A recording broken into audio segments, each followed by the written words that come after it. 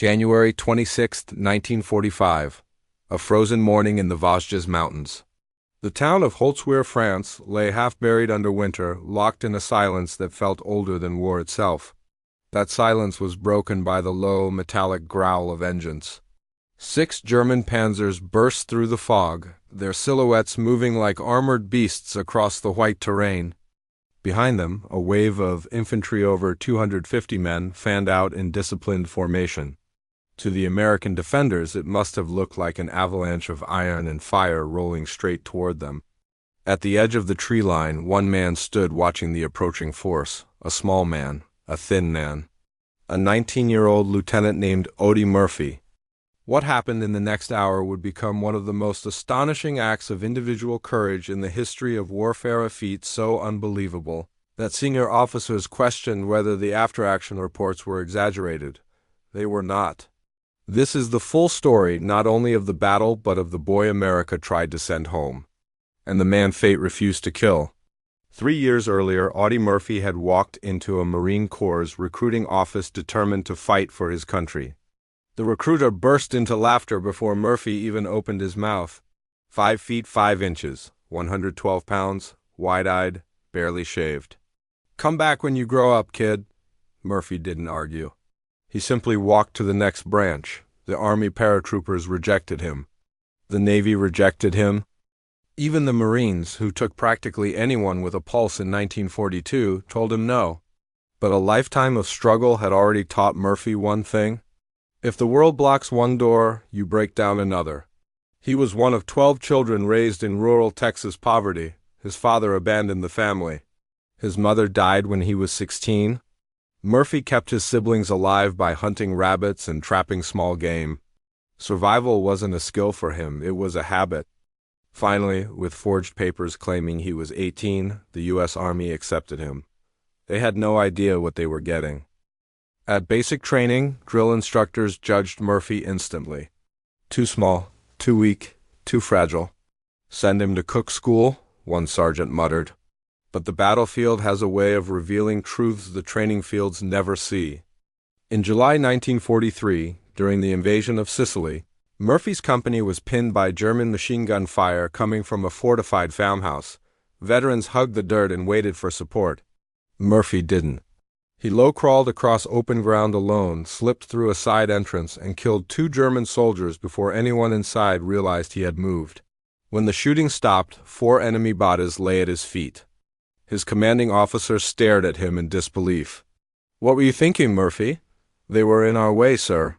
This pattern repeated itself across Sicily, Italy, and into France. He was fast, he was lethal, he was fearless. Soon the skinny kid became the soldier the others followed, and the one the enemy feared. In October 1944, somewhere in the shattered countryside of northeastern France, a single rifle crack changed the course of Audie Murphy's life. A German sniper hidden, patient, and deadly fired a round that tore through Murphy's hip. It felt like he had been struck by a sledgehammer. The shock dropped him instantly, leaving him gasping in the mud as the world spun around him. His men dragged him to safety, but the wound was bad deep, ragged, and bleeding heavily. At the field hospital, the initial prognosis was grim. The bullet had carried dirt and cloth deep into the wound. An infection set in almost immediately. His temperature soared. The skin around the injury turned a sickly, mottled black. Doctors whispered the word no combat veteran ever wanted to hear: gangrene. They tried everything: sulfa drugs, cleaning, draining, cutting away dead flesh, but the infection kept spreading. Within days it threatened the bone. Within a week, the surgeons began to openly debate amputation. One major argued it was the only way to save his life. Another insisted that Murphy was still young and strong enough to fight the infection. The debate dragged on outside his tent while Murphy lay inside, sweating through fever dreams and listening to the verdicts that would determine his future. Most soldiers in his condition would have accepted evacuation. Some would have agreed to the amputation without hesitation. Life, after all, was more important than pride. Others would have welcomed the discharge that would follow. A medical release meant safety, rest, and a return home far from the killing fields of Europe. For many men, That was the only rational choice. But Audie Murphy was not many men. Even in delirium, he refused the idea of losing his leg. He refused to contemplate never returning to the front. His entire identity, his loyalty to his friends, his fierce sense of duty, his stubborn determination to finish anything he started revolted at the thought of leaving his unit behind. He had survived too much, seen too much, and fought too hard to be carried off the battlefield now. Slowly, painfully, almost miraculously, the infection began to retreat. The fevers came less frequently. The swelling eased. The surgeons, still astonished, revised their predictions. He would keep the leg. But they warned him plainly. It would be months before he could stand properly. And longer still before he could walk without agony. Murphy ignored them. By mid-January 1945, barely. 3 months after nearly losing his leg, he pushed himself out of the hospital and limped back toward the front lines. Every step sent sharp jolts of pain up his side. The wound had not fully healed. He could barely climb into a truck without gritting his teeth. But his mind was made up. Company B needed every experienced fighter it could get. When he finally reached his unit, the reality of war's cost hit him harder than any sniper's bullet. The familiar faces, the veterans he had fought besides in Sicily and Italy, were gone. Some had been killed in the fall fighting. Others had succumbed to frostbite, artillery, or exhaustion. The replacements who now filled the ranks were barely more than boys 18, 19 at most. They looked at Murphy with wide, uncertain eyes. Many had never heard a shot fired in anger. Few had any idea what lay ahead. Murphy understood too well. The winter was brutal. The German army, though pushed back and bleeding, was far from finished.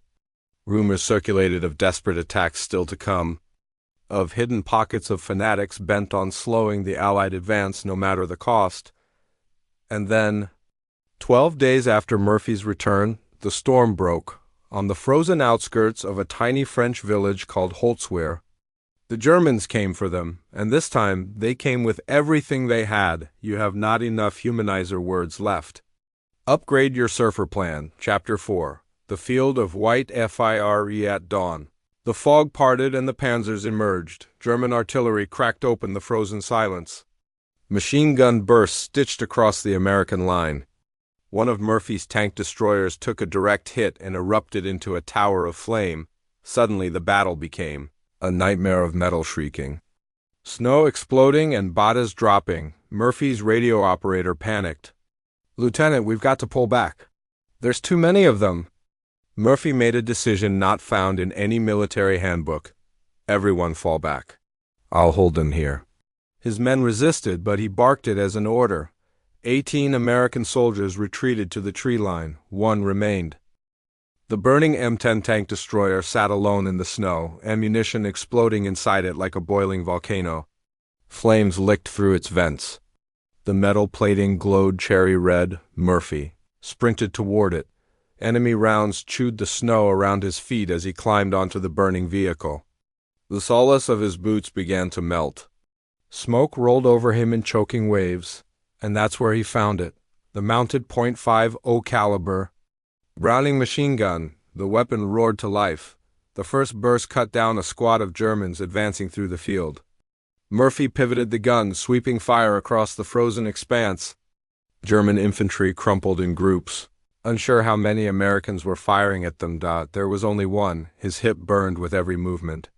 Flames seared his boots. The tank beneath him belched smoke and detonating shells. Panzer rounds exploded so close that dirt rained over him in icy sheets. Murphy stayed on the gun. He called in artillery on his own. Position danger close. Within 50 yards, guiding American shells onto enemy concentrations with cold precision. For 1 full hour, he stood atop that burning steel coffin, firing until the ammunition belt ran dry. His right leg was hit. Blood soaked his pants. He did not stop. Witnesses later counted over 40 German bodies near his position. The total casualties exceeded 50, with more wounded. 1 man. 1 machine gun. 6 enemy tanks. 250 infantry. Impossible, yet it happened. When the Browning fell silent, So did the battlefield. Smoke drifted through the air like the ghost of the battle that had just been fought. The German attack had stalled. Their infantry pulled back. The panzers hesitated. Murphy climbed down from the wreckage.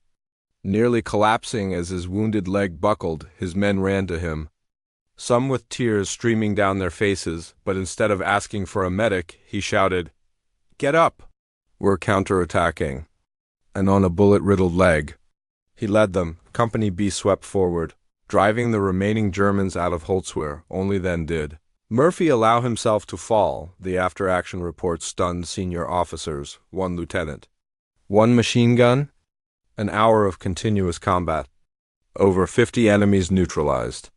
An entire company halted. Some officers thought it had to be exaggerated. Then the captured Germans were interviewed. They confirmed every detail. One prisoner asked to meet the American officer who commanded the reinforced battalion that held them off. When they brought him to the baby-faced, limping lieutenant, he refused to believe it. When the guns finally fell silent in Europe, and the last echoes of battle faded into the ruined cities and forests of a shattered continent, Audie Murphy was only 20 years old. Yet he had lived through more violence, fear, and hardship than most men experience in a lifetime. His courage on the battlefield had become the stuff of whispered barracks stories, tales that spread from platoon to platoon, from regiment to regiment, growing more unbelievable with each retelling. But the truth, as history would prove, needed no embellishment. In June 1945, Murphy stood at attention as the Medal of Honor was placed around his neck. The citation described a single moment, his nearly one-man stand at Holtzwihr, but the award symbolized something larger, the unyielding willingness of one young soldier to do what had to be done. No matter the odds, no matter the cost. It didn't stop there.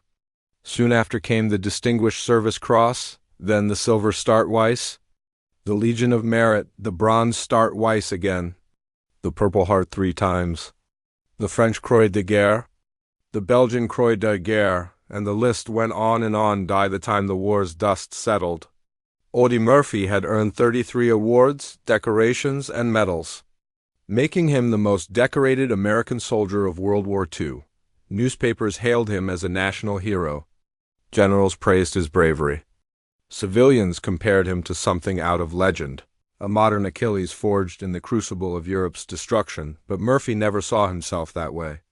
Whenever someone asked about his medals, he looked away. Whenever someone praised his heroism, he shrugged. His answer was always the same: "I didn't deserve it." The real heroes are the ones who didn't come home.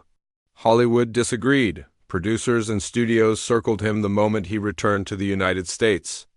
To them, he was the perfect combination of youth, ruggedness, and authenticity. He had the look of a star, the story of a warrior, and the name recognition that came with national headlines. Finally, Universal Studios convinced him to sign on, casting him as himself in the film adaptation of his autobiography. To Hell and Back, the movie premiered in 1955 and became a phenomenon.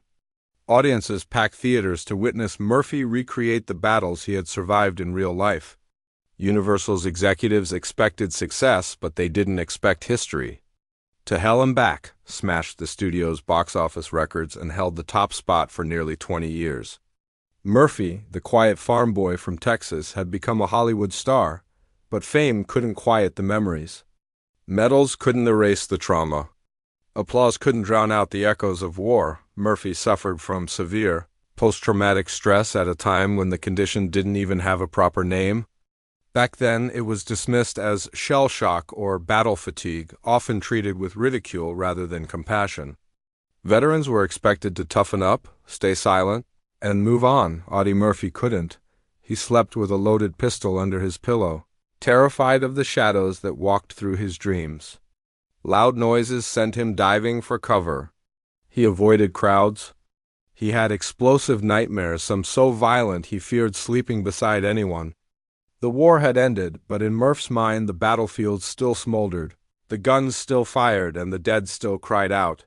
Yet Murphy refused to hide behind his fame. Instead, he used it. He began speaking openly about the psychological scars, carried by veterans long before PTSD entered the national vocabulary. He testified, wrote, and advocated for better mental health support for servicemen. He pushed for compassion, understanding, and awareness at a time when few dared to admit they were suffering. Some say his bravery on the battlefield defined him.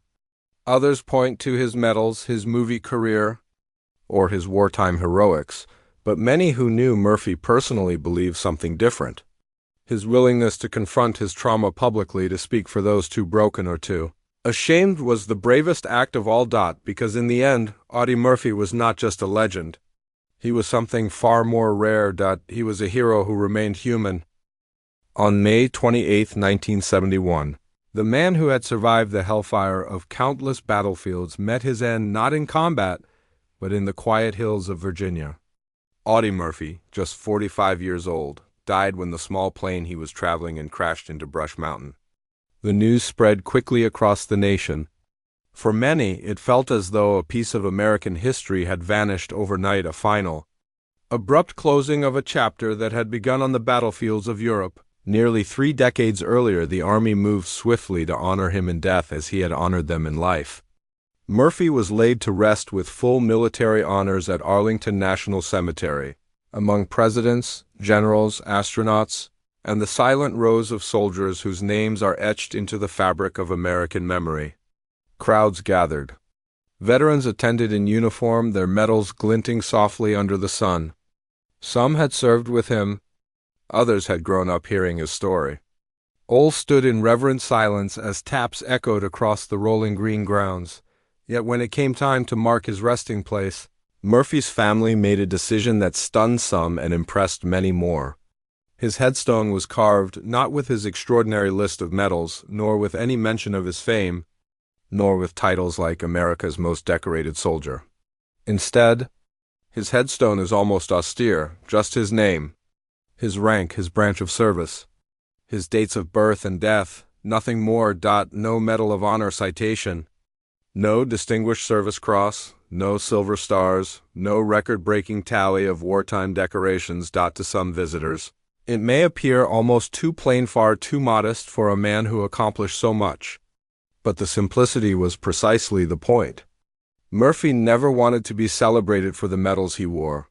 He wanted to be remembered simply as a soldier who did his duty, a man who fought beside men he loved and who carried the weight of those he lost.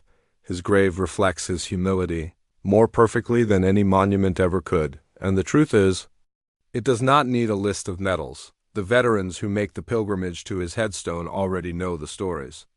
They know the courage, the sacrifice, the sleepless nights, and the cost of those awards.